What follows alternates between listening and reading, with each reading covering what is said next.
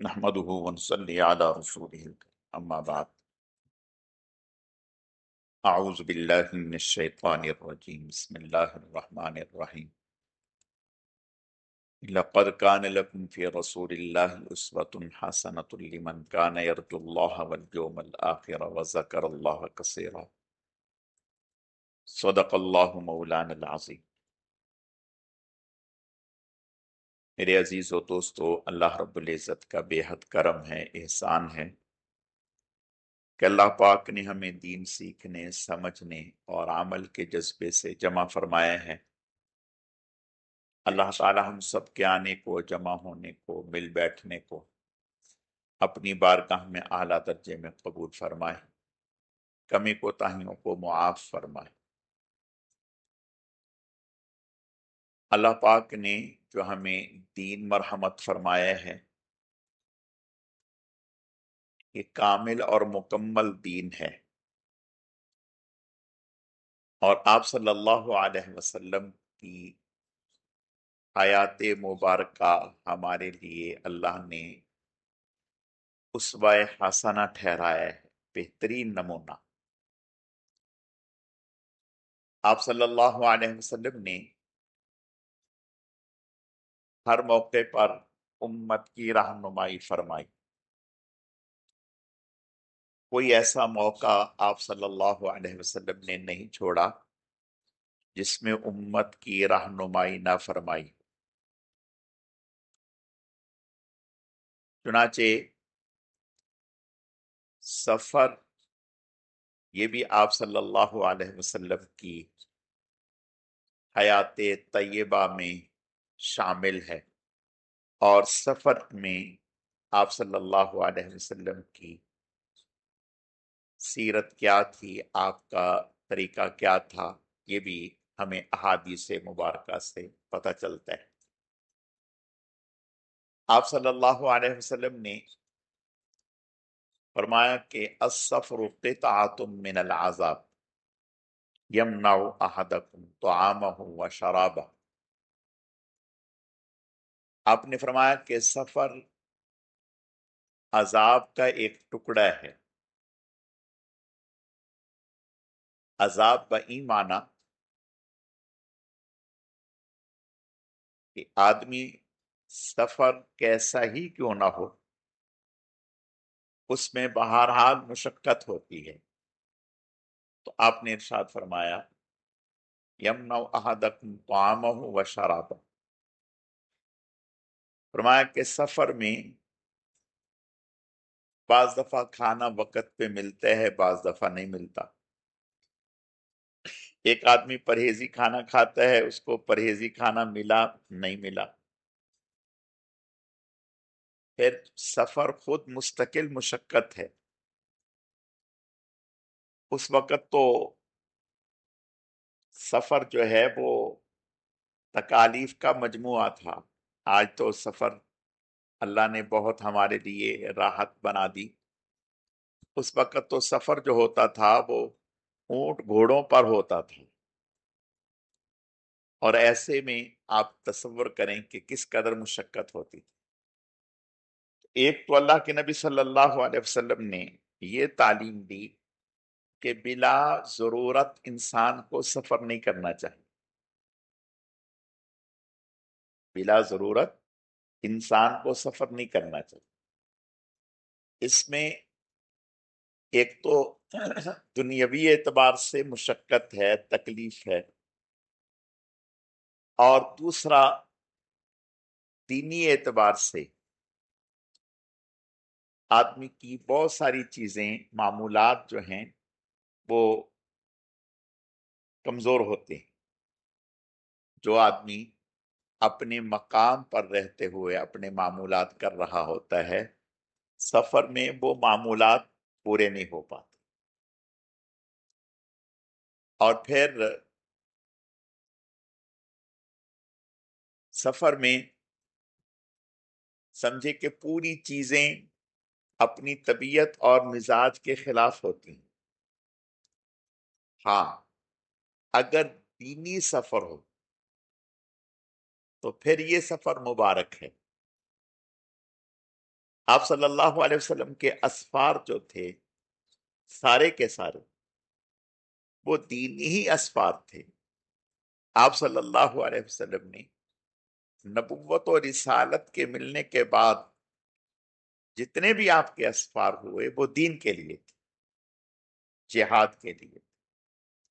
اور وہ سفر جو دین کے لیے ہیں، جہاد کے لیے ہیں، وہ تو بہت مبارک ہیں. اس میں تو آپ صلی اللہ علیہ وسلم نے ارشاد فرمایا آپ نے ارشاد فرمایا کہ اگر اس سفر میں آدمی کے پاؤں کو گرد اور غبار لگتا ہے تو اللہ تعالیٰ اس پر جہنم کی آگ کو حرام کر دیتے ہیں. من اغبرت قدمہ فی سبیل اللہ حرمہ اللہ علی النار. فرمایا کہ جس کے پاؤں یا جسم گرد آلود ہو گیا اللہ تعالیٰ کے راستے میں تو اللہ تعالیٰ اس پر جہنم کی آگ کو حرام کر دیتے ہیں. پھر آپ صلی اللہ علیہ وسلم نے آگے حدیث کے آخر میں فرمایا کہ جب تم میں سے کوئی آدمی اپنی حاجت کو پورا کر لے، اپنے کام کو پورا کر لے، تو پھر اس کو جلدی اپنے وطن کی طرف واپس لوٹنا چاہیے، یعنی بلا وجہ نہیں رکنا چاہیے. حدیث میں آتا ہے کہ آپ صلی اللہ علیہ وسلم جب سفر سے واپس لوٹتے تو پھر آپ صلی اللہ علیہ وسلم اگر ایسا راستہ ہوتا کہ جس میں کوئی رکاوٹ نہ ہوتی تو آپ اپنی سواری کو تیز کر دیتے، اور اگر کوئی ایسا تو پھر سواری کو نارمل چلاتے. تو گویا اس سے بھی اس بات کی طرف اشارہ ملتا ہے کہ آپ صلی اللہ علیہ وسلم واپسی میں جلدی فرماتے. تو سفر آدمی کو، جب آدمی سفر شروع کرے تو اس وقت سب سے پہلے انسان کو اللہ تعالی سے دعا کر کے سفر شروع کرنا چاہیے اور اپنی نیت درست کرنی چاہیے کہ بھی یا اللہ پاک میں یہ سفر اس لیے کر رہا ہوں. مثلا آپ کے ذہن میں آئے گا کہ بھی امام صاحب تو اپنے گھر گئے تھے، اپنے بہن بھائیوں سے ملنے گئے تھے، تو اس میں دین کی کیا نیت کی؟ آپ صلی اللہ علیہ وسلم کا ارشاد ہے الحب فی اللہ والبغض فی اللہ. بہن بھائیوں سے بھی محبت اللہ کے لیے ہو، اللہ کے لیے. اور آپ صلی اللہ علیہ وسلم کا ارشاد ہے اگر کوئی کسی مسلمان سے اللہ کے لیے ملنے کے لیے جاتا ہے تو قدم قدم پر فرشتے کہتے ہیں کہ تیرا نکلنا مبارک، تیرا جانا مبارک. تو آدمی اپنے بہن بھائیوں سے بھی اگر ملنے کے لیے جاتا ہے تو اس وقت بھی نیت یہ کرے کہ یا اللہ پاک تیری رضا کے لیے، میری ان سے محبت تیری رضا کے لیے، تیرے حکموں کے لیے، یا اللہ پاک ان سے ملنے کے لیے. اور پھر آپ صلی اللہ علیہ وسلم کا ارشاد ہے کہ آپ نے صلہ رحمی کا حکم فرمایا ہے. صلہ رحمی کسے کہتے ہیں؟ اپنے اعزا اقربا سے ملنا. نہ ملنا یہ تکبر کی علامت ہے، نہ ملنا یہ تکبر کی علامت ہے. اپنے ہر تمام بہن بھائیوں سے ملنا یہ اللہ کو پسند ہے، اللہ کو محبوب ہے اپنے بہن بھائیوں سے، عزیزوں سے ملنا. اور پھر خاص طور پر اگر ان کی طرف سے مدعو کیا جا رہا ہے تو پھر ان کی دعوت کو ٹھکرانا یہ بھی ٹھیک نہیں.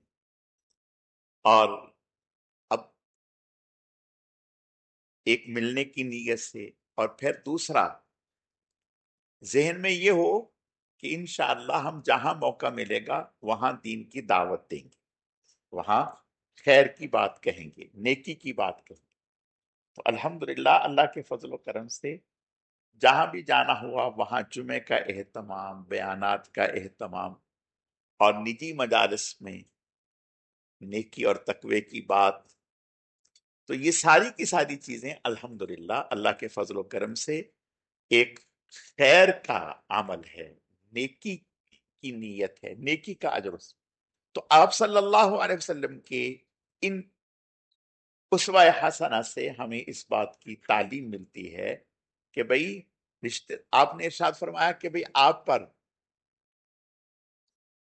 ایک صحابی تھے حضرت عبداللہ بن عامر بن العاص رضی اللہ تعالی، ان کے اوپر تصوف کا بڑا غلبہ تھا، بہت غلبہ تھا، ہر وقت اللہ کی عبادت میں لگے رہتے تھے۔ اور یہی وہ صحابی ہیں کہ آپ صلی اللہ علیہ وسلم، ان کی شادی ہو گئی۔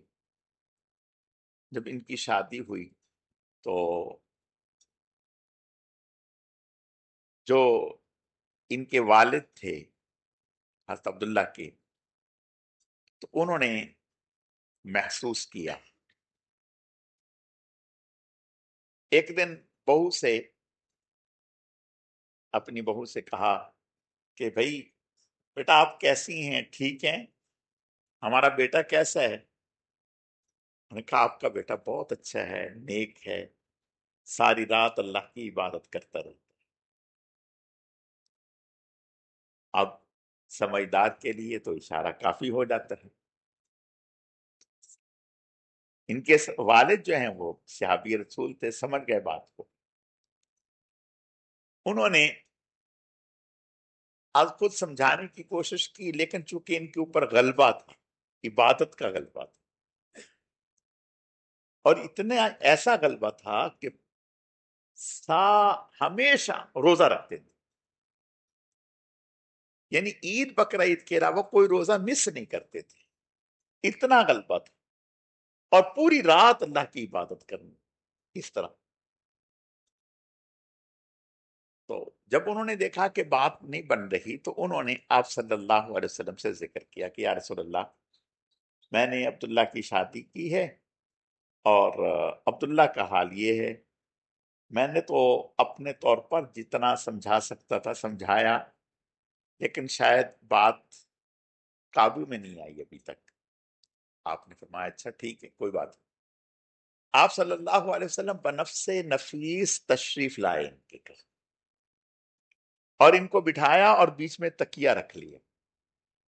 انہوں نے تکیہ آپ کو بیٹھنے کے لیے دیا، آپ نے وہ گدا سا جو ہوتا ہے، آپ بیٹھے نہیں، آپ ویسے ہی بیٹھ گئے اور اس کو بیچ میں رکھا اور ان کو سامنے بٹھایا۔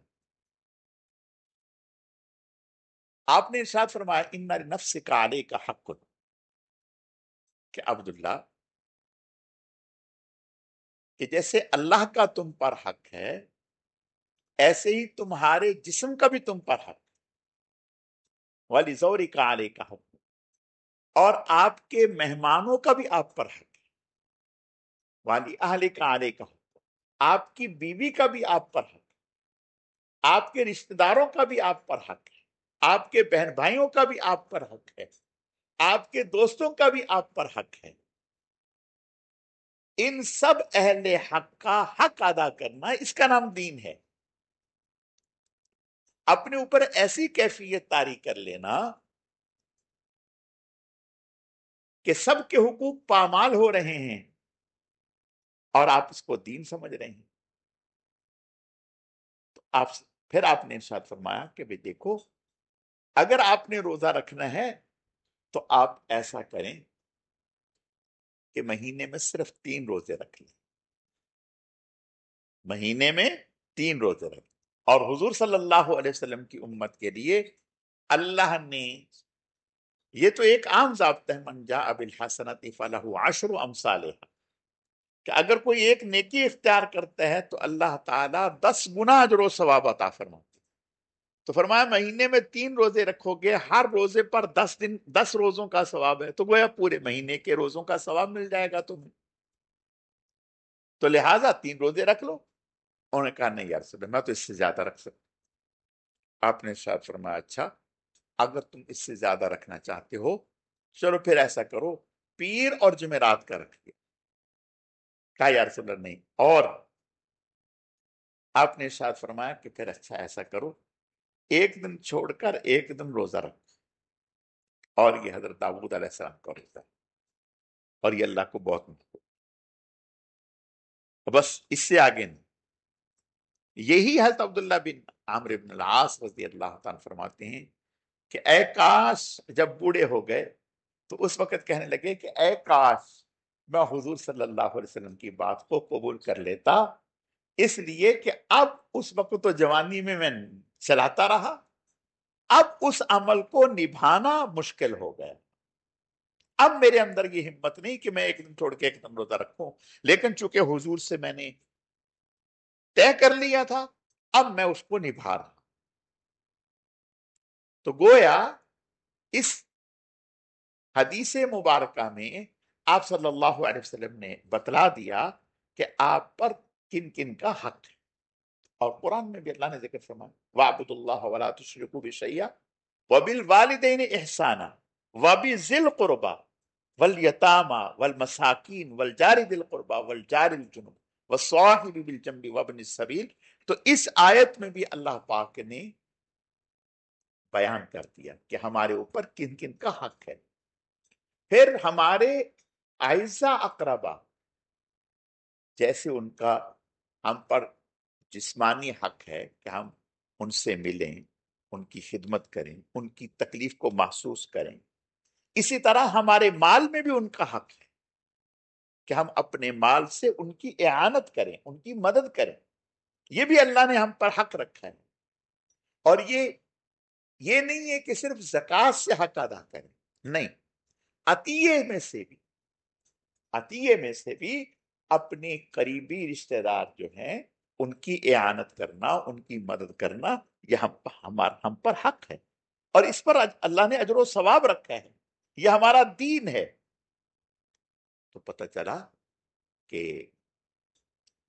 دین صرف چند چیزوں کا نام نہیں ہے۔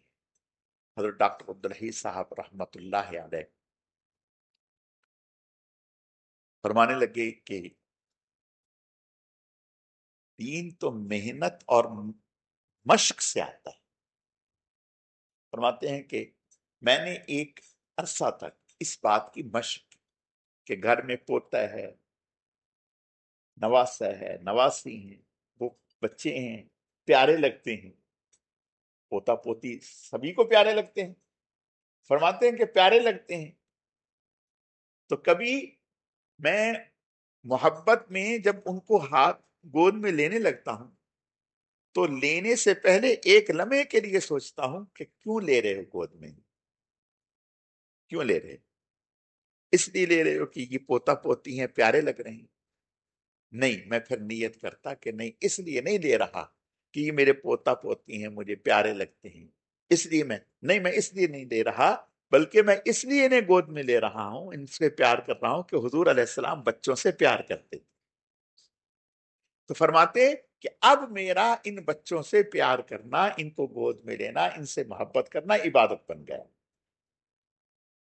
تو گویا ہمارا پورا کا پورا دین صرف زاویہ نگاہ بدلنے سے عبادت بن جاتا ہے۔ لباس ہے، کھانا ہے، پینا ہے، اور اسی طرح سفر ہے۔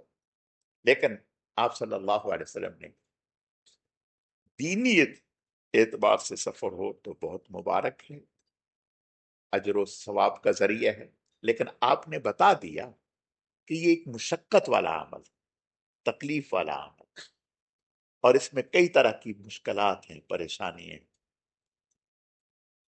لیکن اگر دین کی نیت ہو تو پھر ان پریشانیوں پر، اس مشقت پر بھی اللہ کے ہاں سے اجر و ثواب۔ اللہ تعالی ہمیں اپنے بہن بھائیوں سے، اپنے اعزاء اقربا سے، اپنے دوستوں سے اللہ کے لیے ملنے کی توفیق عطا فرمائے، اللہ کے لیے ان سے تعلق رکھنے کی توفیق عطا فرمائے، ہر ایک سے تعلق اللہ کے لیے ہو، اللہ تعالی ہمیں ایسا کرنے کی توفیق عطا فرمائے۔ الحمدللہ رب العالمین والعاقبۃ للمتقین والصلاة والسلام علی سید المرسلین اللہم صل علی محمد النبی الأمی وعلی آلہ واصحابہ وبارک وسلم وسلم۔ اللهم لك الحمد كما أنت أهل فصل على محمد كما أنت وفعل بنا ما أنت أهل فإنك أهل التقوى وأهل المغفرة. اللهم لك الحمد ولك الشكر، اللهم لك الحمد ولك الشكر، اللهم أعنا على ذکرک وشکرک وحسن عبادتک۔ اے اللہ، جتنا بھی درود شریف محض آپ کی توفیق اور آپ کے فضل سے پڑھا گیا، اسے اپنی بارگاہ میں بے حد قبول فرما، کمی کوتاہیوں کو معاف فرما، اس کا اجر و ثواب جناب رسول اللہ صلی اللہ علیہ وسلم کی خدمت میں بطور تحفہ اور ہدیہ قبول فرما۔ پھر آپ علیہ السلام کے صدقہ اور طفیل سے آپ کے ازواج، اہل بیت، خلفائے راشدین عشرہ مبشرہ، تمام صحابہ کرام و صحابیات، تمام انبیاء کرام، حضرت شیخ الحدیث رحمت اللہ علیہ، ہمارے حضرت جی رحمت اللہ علیہ، سلسلے کے تمام اکابر اصلاح بزرگان دین، مشائخ اعظام، ہم سب کے والدین، ہم سب کے اساتذہ کرام، پوری امت کو اے اللہ اس کا اجر و ثواب پہنچے۔ اے اللہ اس عمل کو آپ صلی اللہ علیہ وسلم کے قرب خاص کے حصول کا ذریعہ فرما، آپ کی دعاؤں میں ہمیں شامل فرما۔ اے اللہ اس مبارک عمل کی برکت سے ہم سب کا خاتمہ ایمان پر فرما، اپنے اپنے وقت پر پاکیزہ طیب کلمے والی موت نصیب فرما۔ اے اللہ ناگہانی موت سے، اچانک اور حادثاتی موت سے ہم سب کی حفاظت فرما، ہم سب کے تمام گناہوں کو معاف فرما، تمام بیماروں کو صحت و تندرستی عطا فرما، تمام مسلمان مرحومین کی مغفرت فرما، اپنے انعامات کو ہم پر عام اور تام فرما، کامل اور مکمل فرما۔ ہر نعمت کے حاصل ہونے پر اپنی ذات عالی کا بے حد شکر ادا کرنے کی توفیق عطا فرما، نا شکری نا قدری سے ہماری حفاظت فرما۔ اے اللہ ہمیں شکر کرنے والا دل اور شکر کرنے والی زبان عطا فرما، ذکر کرنے والا دل اور ذکر کرنے والی زبان عطا فرما۔ اے اللہ ہم سب کو اپنے غیب کے خزانوں سے رزق حلال، خوشحالی، فراوانی، عزت، عافیت اور سہولت کے ساتھ وافر مقدار میں نصیب فرما، پھر اپنے راستے میں خوب خوب خرچ کرنے کی توفیق عطا فرما۔ اے اللہ اعمال صالحہ میں استقامت نصیب فرما، خیر کے زیادہ سے زیادہ کام محض اپنے کرم اور فضل سے تھوڑے وقت میں ہم سب کو کرنے کی توفیق عطا فرما۔ اے اللہ ہم سب کے لیے بار بار حرمین شریفین کی مقبول حاضری مقدر فرما۔ اے اللہ فلسطین کے مظلوم مسلمانوں کی امداد فرما، انہیں مکمل فتح اور کامیابیوں سے ہمکنار فرما۔ سبحان ربک رب العزت عما یصفون وسلام علی المرسلین والحمد للہ رب العالمین برحمتک یا ارحم الراحمین۔